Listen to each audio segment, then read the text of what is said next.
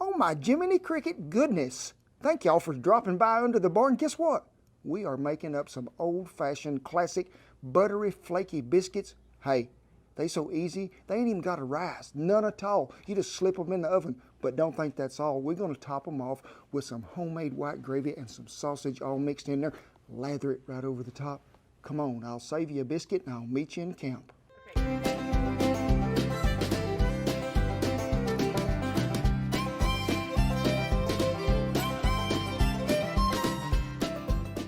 Hey, welcome to another episode of Cowboy Cooking. And what are we talking about today? Homemade buttery biscuits. But folks, be sure you stick around to the end of this because we have got some great news. We're going to give you a little preview of what? Our brand new cookbook. We got some advanced copies and I want y'all to see it. So be sure and stick around. But also, if you're a new viewer, hey, don't get left out in the cold because it's pretty cold today. Be sure you hit that subscribe button because we don't want you to miss out on any of these great episodes. Pardon me, folks, but I'm going to have to put this apron on. I am a little cold, but hey, I'd like to thank the good folks at Ariat. They have supplied us with some fine stuff, and I do love this vest. Shannon will have you a link there to where you can go to the right page, and it'll show you all of my favorites, everything that I'm wearing and what I like. And this is sort of like saran wrap, putting an apron on in the wind. Y'all pardon me, but it is a little cold out here, it is. Before we start making these biscuits, I want you to know, use good flour, folks. I mean, it is a staple. You have to have it. And I've got to where I really love me some King Arthur flour. You can find it in a lot of stores, but we're going to start with 3 cups of all-purpose flour if we can get it in there for the wind blowing. That is a 2-cup measure, so we'll make that 2. And we're going to try to get on the money here and have 3. So there is 3 cups of flour. Now we're going to take the sugar, which is in the car, which is not here. The car is over yonder. You better go get it. Whew, that's a long commute to the store, wasn't it? Whew, as Justin Wilson would say. Now we're going to take 3 tablespoons of sugar, a 1/2 teaspoon of salt, heaping teaspoon of baking powder. This here magical elixir. What is it called? Cream of tartar, which is going to give you sort of like a double rise method. Because folks, we ain't having to let these rise. Remember I told you these was so easy. So this cream of tartar, do not leave it out. You got to have some of it. Make sure you mix all them dry ingredients well. But the secret to these biscuits more than anything else, what is it, Shan? Everybody's favorite. Yes, love. But you in the 3rd row by the fresh cow patty. Yeah. Oh, he moved. He is so bashful, I tell you. Butter. Yes, it is, folks.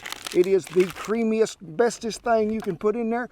Now, folks, it needs to be chilled. This can't be soft, and I don't want you to just crumb it up in there. I want you to just slice it in there. And we're going to use a 1.5 sticks, which is about 3/4 of a cup. And when we go to mixing this, we are not just going to just tear this butter plumb up to where you can't find it. That's the secret to these good buttery flavored flaky biscuits, is to leave that butter in big enough pieces you can sort of see it and it melts throughout that biscuit while it is cooking. And you need to get you one of them pie crumb cutter deals, and we got one somewhere. We just don't know where it's at.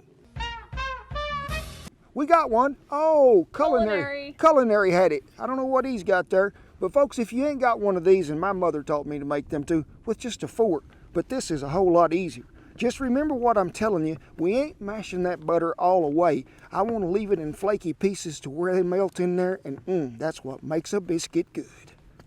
Now, folks, you can see as we quit messing with that, this isn't like a pie crust consistency to where it's more cracker crumb. I want to be able to see them little bits of butter all mixed up in through there, because that's what's going to make things so delicious, folks. It is. Because I want to take 1 cackleberry. I sure do. Because I like to whip it just a tad, not much. I just want to see it separate there a little and get a little more on the liquefied stage, and that is there. We're going to use 1.25 cups of buttermilk. Now, say you're looking in your icebox just right now, you are, and you're thinking, I'm going to make this recipe, but I ain't got no buttermilk.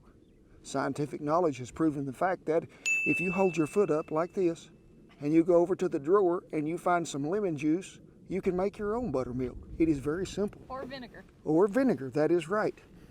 So, 1.25 cups of buttermilk. Let's go ahead and put our egg in there. And let's just sort of go to folding this over and over. Okay, you can see that is powerful wet. That is a good place to start. Because folks, we don't want this to be so dry when we're starting here that we're trying to incorporate that liquid back into it. It don't work well. So let me get a little flour on my hands, and we're going to add a little flour in there. And I just want you to go to mashing. You can see that is still wet enough to stick together, but it ain't sticking to my hands so much. So let's discard that apparatus and let's put some of that flour on here. At this point in time, we're going to knead it for just a little bit. So just keep rolling it over, mashing that butter all up in that dough, because we don't want to see nobody left out. And you can see that good yellow color that it's got in there from that egg and that butter. See how it sort of just jumps out there at you in the evening fading light. So when you get it to that point to where you've kneaded it for about, I'd say a minute, just get her rolled over here in about that shape right there. And voila, we have created a homemade biscuit nearly. With your hands, you can pat that out to where about I'd say a ½ inch thick, or you can take a rolling pin, whatever you want. Let's just get it to about that thickness. And folks, when you be looking in here right now, when Shannon comes in here, see all that butter? This is what I'm talking about, making things, so good, so flaky, and I'm ready to eat me some biscuits. What about you, Big? He's covered in flour. But folks, guess what? Today we ain't got no biscuit cutter. Why? Because Kent run off and left it, that's why. But never let something like that fool you. In the pickup truck, there was a empty can of Clever Girl. Now be careful when you do this, but I want you just to cut that bottom out of it. And don't be thinking this was a really good knife to start with. This was something I also had in the pickup. So we're gonna just cut this out of there. Now you remember that leftover butter that we might have had? Let's just take that butter, because this was sort of warming over by the coals, and let's give it a good greasing. Take your biscuit cutter, pull them out of there. There you go, voila, we have a biscuit. So when you get to this point and you done cut them first biscuits out of there, bring this back together and just mash it up here to where we can start. I don't want you rolling it around there and going to kneading and all this stuff, because guess what? An overworked biscuit is a dry biscuit, and we don't want our biscuits to be overworked. Now this will usually make about, I'd say, 12 to 15 biscuits. That's what we're shooting for today. Dookie. You like a What do you biscuit? think, Dookies? Hey. Do y'all need a little dough? Okay. Well, we got her fired up, we did. Now, I have a pretty tight layer of coals around a tall trivet, really heavy on top, because we can keep an eye on that. Cooking biscuits sometimes in a Dutch oven can be a little intimidating, especially in about a 20-mile-an-hour breeze, which we have today. So we may have to rake these coals back or add a little more to them. You can always add heat to it to cook it, but when it's burnt, you can't take that away. So be sure you manage your fire well. Also, one thing I want to tell you too, been having a lot of questions, keep that fire source going, because you can't just make them coals automatically. So make sure you have twice as many as you need. We'll rotate the lid one way in a minute, the bottom the other, to try to even out any hot spot if we have more coals on one side or the other.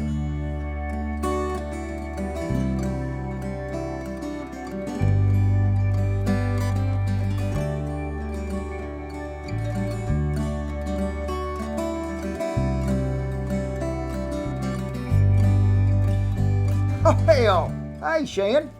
Thank you for coming on in here. If y'all didn't know, this was the shipping warehouse headquarters for what? Red River Ranch it is. And guess what?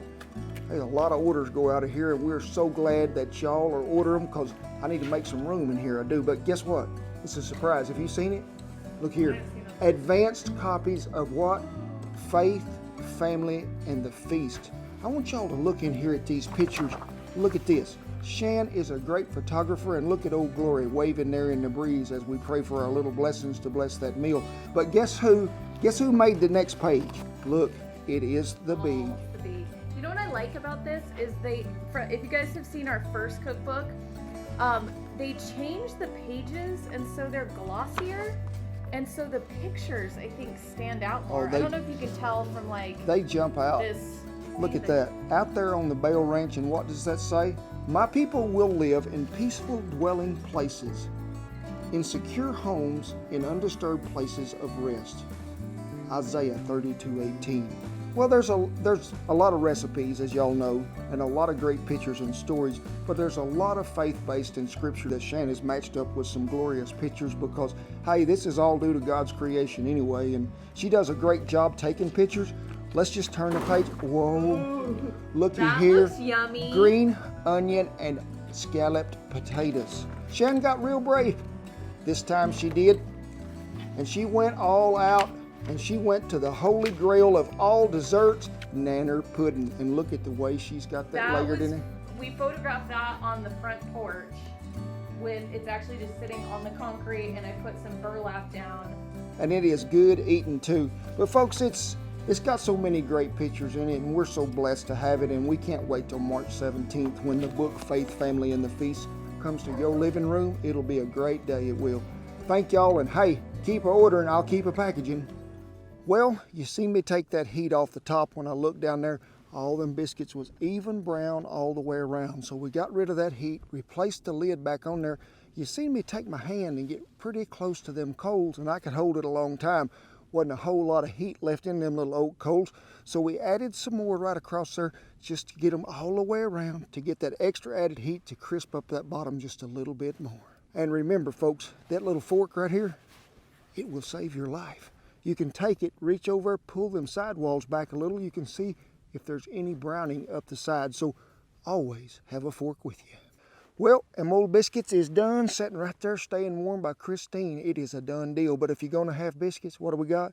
We got to have us some gravy.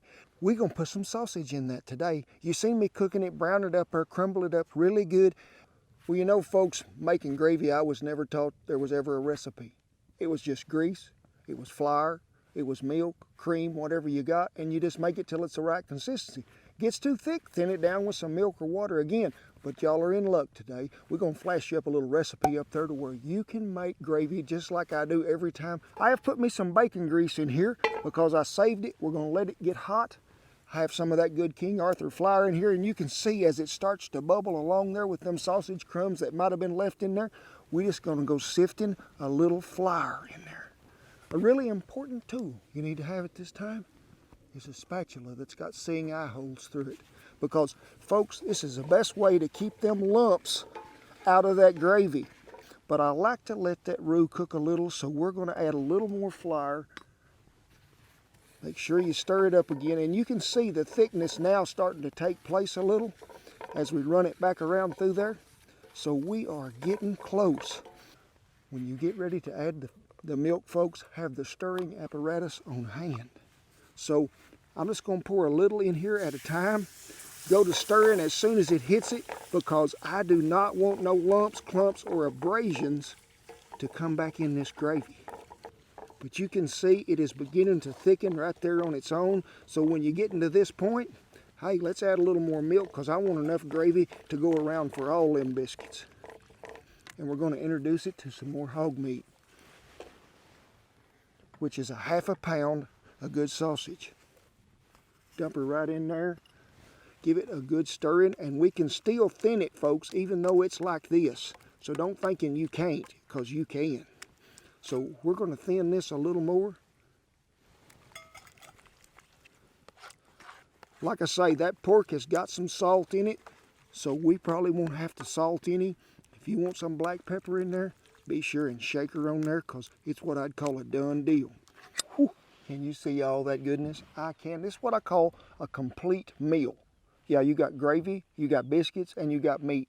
This is such a simple pleasure that you can create, and these are old-timey, old-fashioned biscuits that have been so good. And the Big says, folks, y'all got time, because he has been an official biscuit checker for years. You can just smell that goodness of that. Can you try these for me? Is it pretty good? So you're going to see it. Can you wait? No, you got to wait for it. Don't even think you can have it, because you're going to wait for it. Okay, good boy. I have cooked this on ranches so many times for breakfast, and hey, I love to have breakfast at lunch or it's supper time. Don't make me no difference, but I am fixing to reap the benefits of what I have sowed here.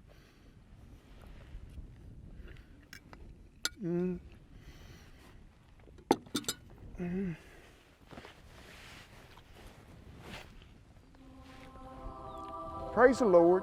Pass the biscuits, and Lord, while you got them there, would you smooth some of that gravy over the top of mine? Because they're so good.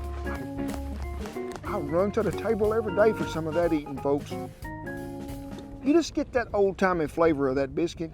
But folks, when you can tie that all up with some good gravy, with that bacon grease, throw that sausage back in there, it's a happy meal. It didn't come in a sack, it come on a plate, and it is fine dining. As always, folks, we hope you enjoyed, because we sure did. And I tip my hat to all our servicemen and women and all the veterans who have kept that old flag flying above camp. God bless y'all. Now, folks, for the rest of you, book tours coming up. We're going to be at a lot of cities. It'll pop up there. You'll see it. We'd love to see you, each and every one there. But hey, have a special shout out this week. Y'all remember when we was looking for help to help Shan edit these videos so she didn't have to look at me quite as long as she wanted to? Well, we found him.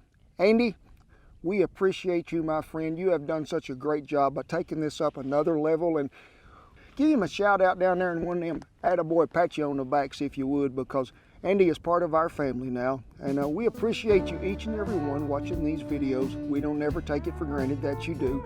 And hey, be sure and share, like, and subscribe on every one of them, because we need your help. And guess what? I'll see you down the buttery biscuit, homemade gravy, and sausage trail. Does this apron over a vest make me look fat, Shan? Where y'all headed? The biscuits is about ready. That's a big one. And I gotta fix my fuzz button.